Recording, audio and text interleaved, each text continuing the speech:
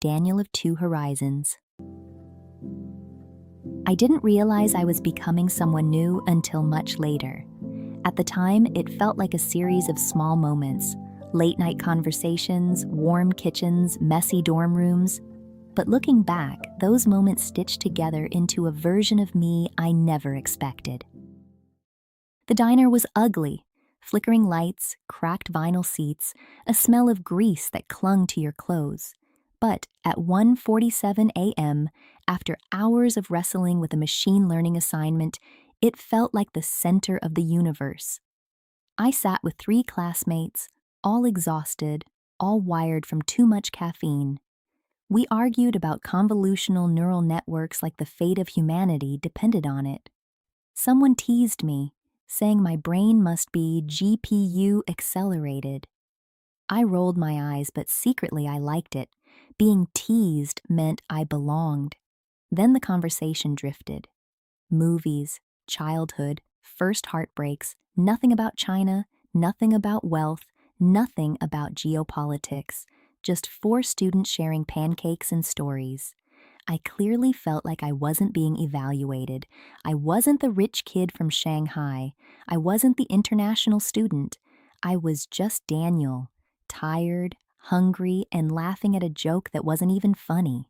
I didn't know it then, but that diner was the first place I ever felt American. My dorm room was chaos. Textbooks everywhere, a half-assembled drone on the floor, ramen cups stacked like geological layers.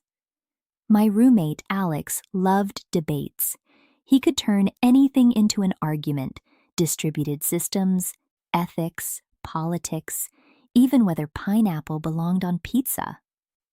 One night, he pointed at my whiteboard full of arrows and nodes. "Consensus algorithms," he said, "are philosophy disguised as math." I argued back, drawing diagrams, explaining fault tolerance, insisting that Paxos wasn't philosophical, it was practical. He laughed, not because he disagreed, but because he loved how seriously I took it. Then a girl from down the hall joined us. She challenged both of us, pushing back on our assumptions. When I hesitated, she said something that stuck with me. "You don't have to agree. Just say what you think." I used to that questioning was dangerous. Challenging authority was unthinkable. But here, disagreement wasn't rebellion, it was participation.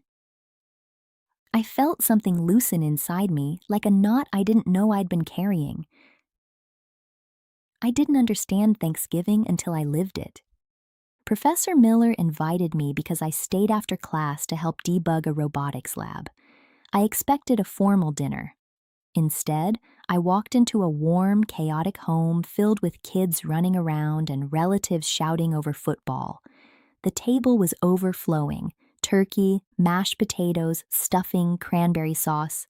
I had no idea how to carve a turkey, but Professor Miller handed me the knife anyway. I made a mess of it. Everyone laughed, not at me, with me. A student raised a glass. "To surviving midterms." I joined the toast, awkwardly at first, then with genuine warmth. I didn't know the history of Thanksgiving, but I understood the feeling: gratitude, community, belonging. One afternoon, Professor Miller wrote a theorem on the board. I raised my hand and asked a question that challenged the assumption behind it. He smiled. "Great question. Let's explore that." The class leaned in. My heart raced, not from fear, but from possibility. I wasn't just learning, I was participating. I was allowed to think freely, to question, to push boundaries. That moment changed how I saw myself, not as a student following a path, but as a thinker carving one. My friends didn't care about my background. They didn't care about my parents' wealth or the politics of my birthplace. They cared about whether I wanted to join their intramural robotics team, whether I'd seen the latest sci-fi movie, whether I could bring snacks to study group. Someone borrowed my hoodie and forgot to return it. Another asked me to help debug their code at midnight. Someone else invited me to their family's barbecue. These small gestures mattered more than anything grand.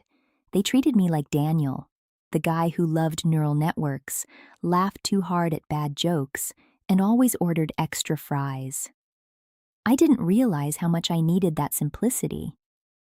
One evening, I walked across campus at dusk. The bell tower rang in the distance. Students lounged on the grass, laughing, arguing, living. I breathed in the cold air and felt something settle inside me. I wasn't American because of a passport. I wasn't American because of my birthplace. I wasn't American because my parents dreamed it for me. I was American because I belonged, because people saw me, not as a symbol, not as a stereotype, but as myself. I whispered into the fading light, "I'm home." I believed it.